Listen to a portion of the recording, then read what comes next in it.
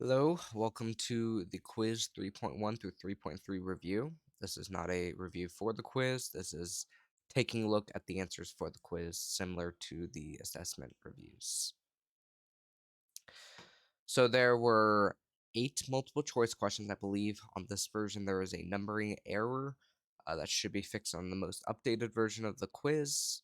There are 8 multiple choice questions. And then there were also, I believe that's 10 significant figures, like identifying questions. So we're going to start with the multiple choice, as we always do. Number 1, which of the following numbers has 3 significant figures? The answer is C, 8.76. With our significant figure rules, we know that leading zeros are never significant. That marks off A and D because there's only 2 non-zero digits, and there's no trailing zeros. B doesn't even have a decimal point, only has 1 non-zero digit. So we have one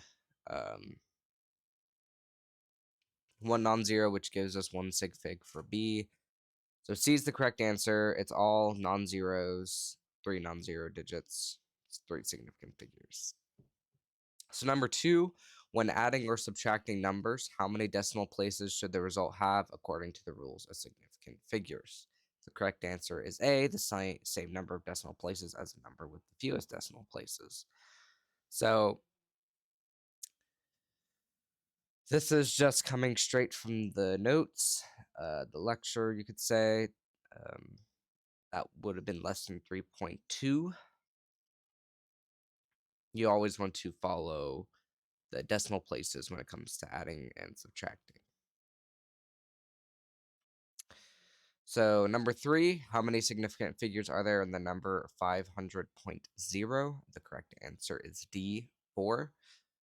Yes, there are trailing zeros, but there is a decimal point making all of them significant.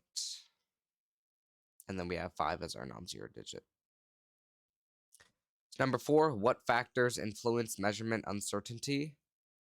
The correct answer is C, both the skill of the measurer and the quality of the measuring tool. Human error is almost always going to be there for measurement uncertainty. Measuring things can never be perfect. We're never going to have an exact value. Obviously, the quality of the measuring tool, that'll impact as well, depending on how precise your measuring tool is, things like that. So number 5, a ruler with markings for tenths of a centimeter is more precise than a ruler with markings only for centimeters. Correct answer is A. This is true. It's just a true or false question. So markings for smaller, like measurements, like measurement units, so like tenths of a centimeter or millimeters, will always be more precise than just centimeters. Or, for example, markings for inches would be more precise than markings for only a foot, which you never see that, but that's just another example for that. So number 6, if an object is measured to be between 2 and 3 centimeters using a ruler with no millimeter markings, what is the uncertainty in the measurement? This is just applying some knowledge. This wasn't directly in the notes, but this is just applying what we did in lesson 3.3. The correct answer is A, 1 centimeter. It is somewhere, it could be anywhere from 2 to 3, so there's that uncertainty of 1 centimeter. That's also a little bit of common sense, just thinking about it. Critical thinking is what that would be called. So number 7, or number 8 on this document. When multiplying or dividing numbers, how many significant figures should the result have? The correct answer is A, the same number of significant figures as the number with the fewest significant figures.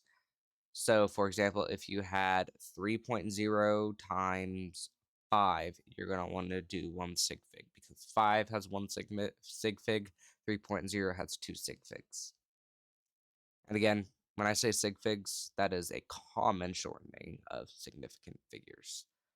That may not be on like an assessment or something, but a lot of people say it like that out loud. And then finally, Number 8 for the multiple choice, or number 9 on this document, which of the following instruments would typically provide the most precise measurements? The correct answer here is D, a balance capable of measuring to the nearest 0.01 grams. You want the most precise measurement here. Whole degree Celsius is not precise. You would want at least some decimal places.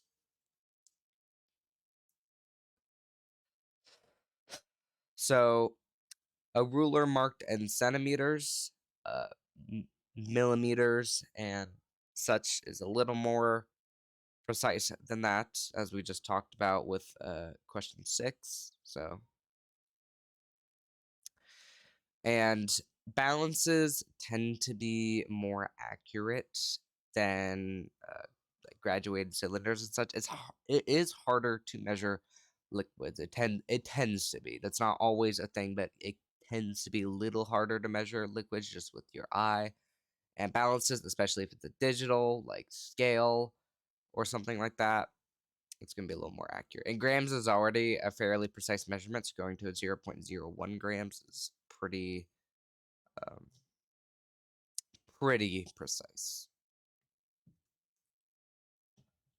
So we'll go on to the sig fig ones now. This was just figuring out how many each of them were.